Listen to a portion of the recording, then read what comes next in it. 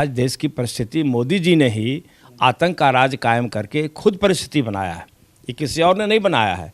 ये अगर मोदी जी की सरकार जाती है तो उसके कारण मोदी जी हैं, अमित शाह हैं। नीतीश कुमार जी के साथ वो थे तब तो वो विकास पुरुष थे, तब तो वो सुशासन बाबू थे। नहीं, चेहरा अभी क्या, राहुल गांधी कहाँ चले गए? राहुल गांधी जी के साथ न्याय होगा, सदस्यता उनकी फिर वापस होगी। नमस्कार, एक न्यूज़ 24 देख रहे हैं आप और मैं हूं आपके साथ अविनाश। बिहार के मुख्यमंत्री आज दिल्ली रवाना हुए और जिस तरीके से विपक्ष को एकजुट करने की बात कर रहे थे, आज कांग्रेस के जो राष्ट्रीय अध्यक्ष हैं मल्लिकार्जुन से भी जो विपक्षी दल हैं वो एकजुट नहीं होंगे, बल्कि नीतीश कुमार जी अगर लगे हैं तो निश्चित रूप से खड़गे साहब से बात करके, अन्य दलों के नेताओं से बात करके इस मुहिम को कारगर बनाना चाहिए, क्योंकि ये अभी देश की आवश्यकता है। और भारतीय जनता पार्टी की सरकार अगर कुछ दिन रह गई इस देश में तो निश्चित रूप से इस देश में लोकतंत्र सदा के लिए ख़त्म हो जाएगा। और समीर जी, सवाल ये भी है कि जिस तरीके से अब दिल्ली रवाना हुए हैं, नेता प्रतिपक्ष विजय कुमार सिन्हा कह रहे हैं कि किस विजन को लेकर गए हैं दिल्ली, पहले बिहार को बचा ले, बिहार बर्बाद हो रहा है।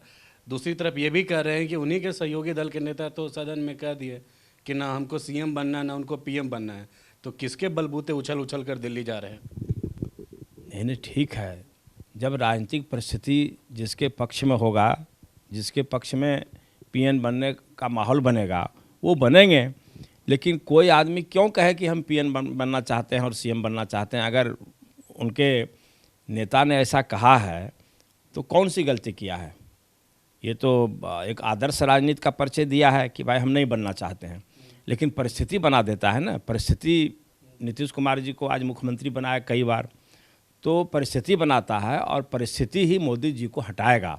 आज देश की परिस्थिति मोदी जी ने ही आतंक का राज कायम करके खुद परिस्थिति बनाया है, ये किसी और ने नहीं बनाया है।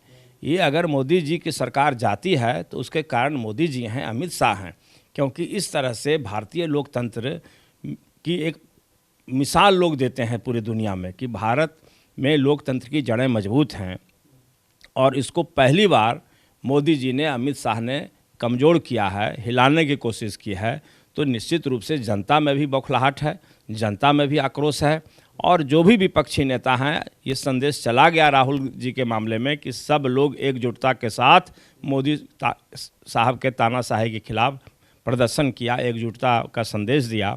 इसलिए अब नीतीश कुमार जी समय को भांपते हुए एकजुटता के लिए अगर निकले हैं तो ये शुभ संकेत है।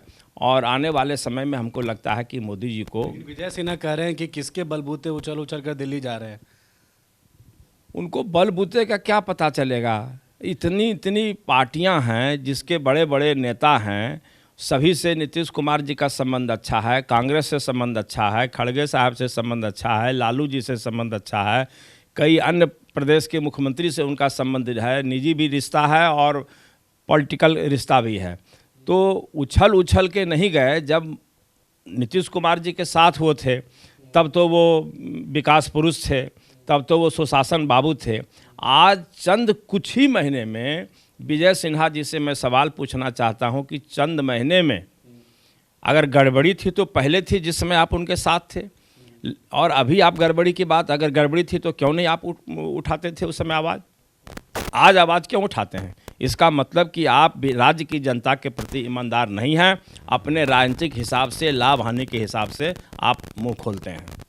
यानी भ्रष्टाचारी तो अभी सबसे ज़्यादा बीजेपी में है, तो कहाँ उनके बीजेपी के नेताओं के घर पर ईडी जा रही है? कहाँ सीबीआई का रेड बीजेपी के नेताओं के पड़ रहा है? एक से एक लोग हैं। जब ये अडानी को भगा रहे हैं, अडानी को संरक्षण दे रहे हैं, तो भारतीय जनता पार्टी का चेहरा नहीं है भ्रष्टाचार के बारे में बोलने का। जो सबसे बड़ा भ्रष्टाचारी है उसको, जो देश का सर्वोच्च व्यक्ति है, उसका संरक्षण प्राप्त है। आखिर राहुल गांधी जी ने यह सवाल उठाया कि 20,000 करोड़ किसका है, तो आज उसको उसका जवाब नहीं दे करके राहुल गांधी की सदस्यता खत्म कराई गई, आवाज़ बंद करने की साजिश की गई।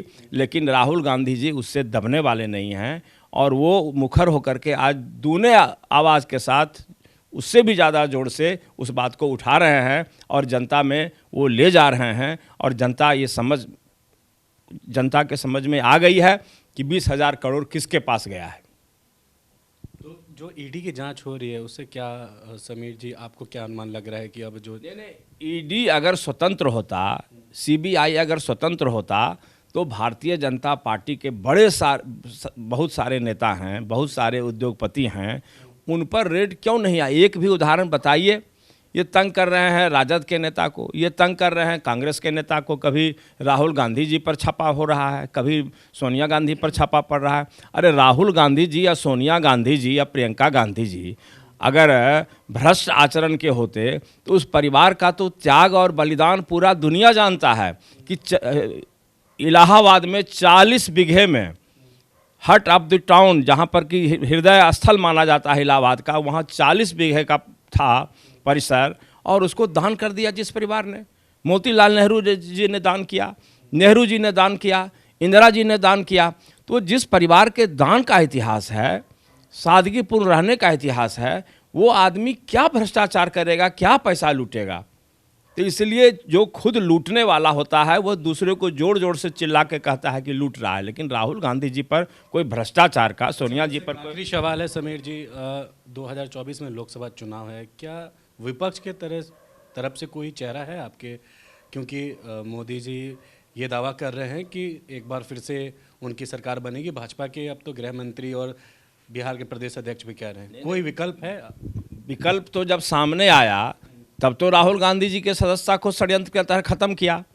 आखिर पदयात्रा के बाद, 4000 किलोमीटर पदयात्रा के बाद जो राहुल जी नए अवतार में आए देश के सामने, जनता के सामने, और जिस तरह से पूरे देश में उनका अभिनंदन हुआ, स्वागत हुआ, उससे बेचैनी हुई, घबराहट हुई कि अब तो लगता है कि राहुल गांधी को प्रधानमंत्री बनाने के लिए जनता आतुर है, नौजवान आतुर है।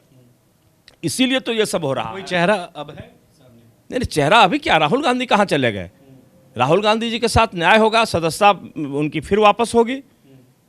मोदी जी के हाथ में नहीं है, सारे न्यायाधीश नहीं बिक जाएंगे, सारे न्यायाधीश इस तरह का नहीं आचरण करेंगे। अभी भी देश में, दुनिया में न्याय देने वाला व्यक्ति है जो कहीं सत्ता से नहीं दबता है और अपना जो ईमानदारी पूर्वक जो उनका नैतिक धर्म है उसका पालन करता है। और राहुल जी को भी इसी समय में न्याय मिलने वाला है, ऐसा हम लोग को विश्वास है और हम लोग को न्यायालय पर पूरा भरोसा है कि उनको सदस्यता उनका बहाल होगा।